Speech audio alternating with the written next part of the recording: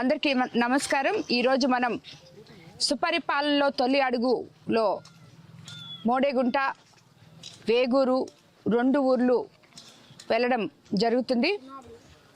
ఇక్కడ ఈరోజు ఈ కార్యక్రమానికి విచ్చేసిన తెలుగుదేశం నాయకులు అధికారులు కార్యకర్తలు అదేవిధంగా గ్రామ ప్రజలకి అందరికీ కూడా ధన్యవాదాలు తెలుపుకుంటున్నాను।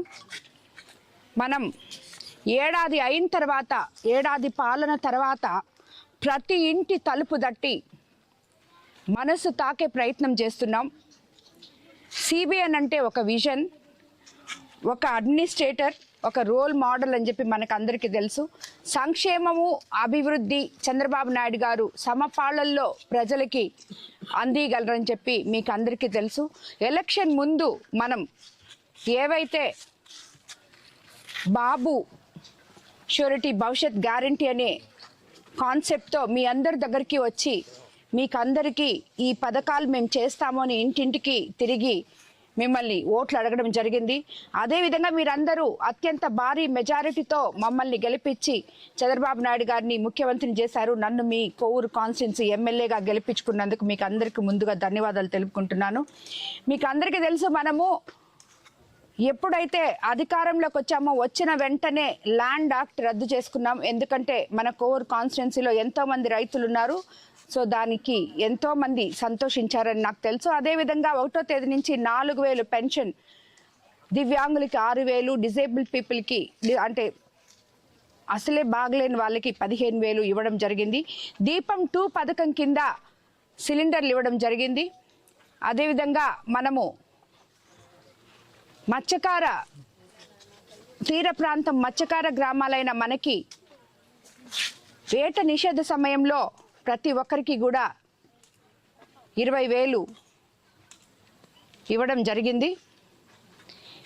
అదే కాకుండా మనము అన్నిటికన్నా ముఖ్యంగా ఇసుక ఫ్రీగా ఇస్తామని చెప్పాము అధికారంలో రాకముందు, అది కూడా ఇవ్వడం జరిగింది। తర్వాత అన్నిటికన్నా ముఖ్యమైన విషయం పిల్లలకి సంబంధించి తల్లికి వందనం అనే పేరుతో ఒక్క బిడ్డుంటే ఒకరికి, ఇద్దరుంటే ఇద్దరికి, ముగ్గురుంటే ముగ్గురికి ఇస్తామని చెప్పాము। ఇక్కడ కూడా ఇప్పుడు ఈ ఊర్లో కూడా 3 ఉన్నారు, 4 ఉన్నారు, 2 ఉన్నారు అని చెప్పారు। వాళ్ళందరికీ కూడా తల్లికి వందనం వచ్చింది। వాళ్ళందరూ ఎంతో సంతోషంగా ఉన్నారు। తల్లికి వందనం ఒక్కటే ఇవ్వకుండా స్కూళ్ళని మన విద్యాశాఖ మంత్రి లోకేష్ బాబు ఎంతో సంస్కరణ తీసుకొచ్చి ఆ స్కూల్లో మంచి కిట్లు ఇస్తూ పిల్లలకి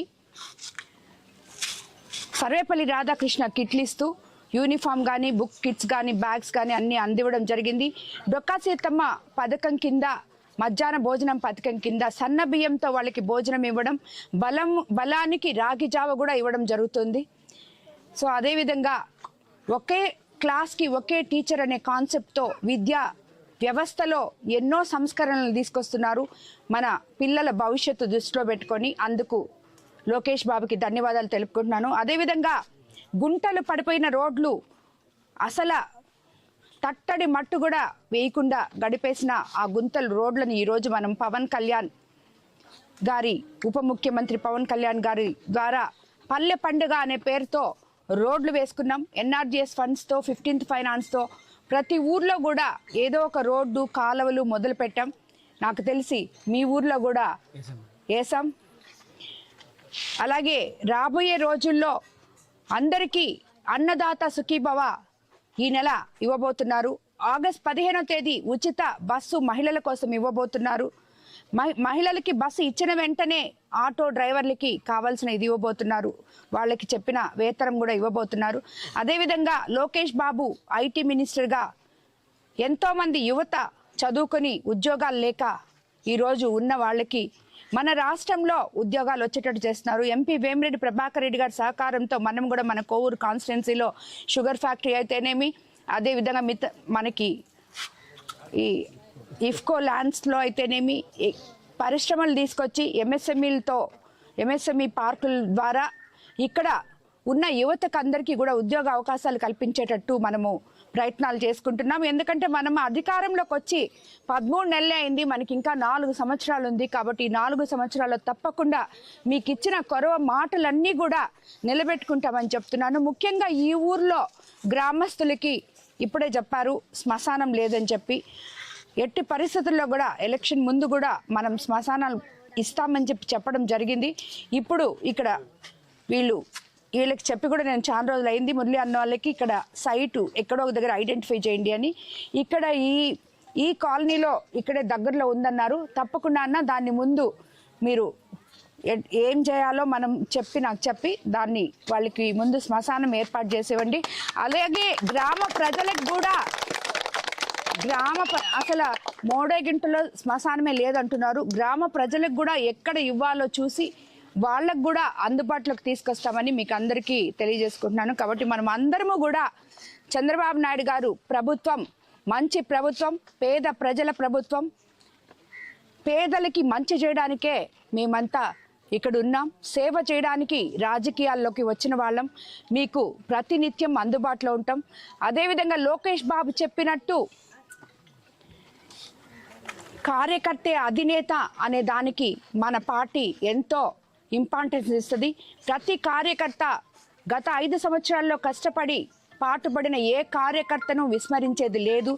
ప్రతి ఒక్కరికి తగు మర్యాద చేస్తాం.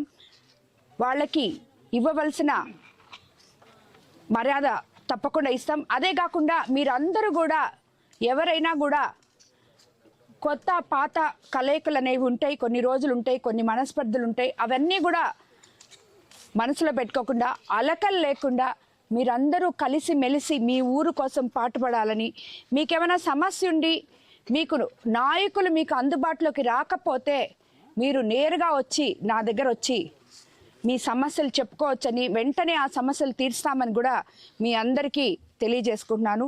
నా ముఖ్య ఉద్దేశం ఎప్పుడు కూడా కష్టపడిన జెండా మోసిన కార్యకర్తల్ని మరిచేదే లేదు.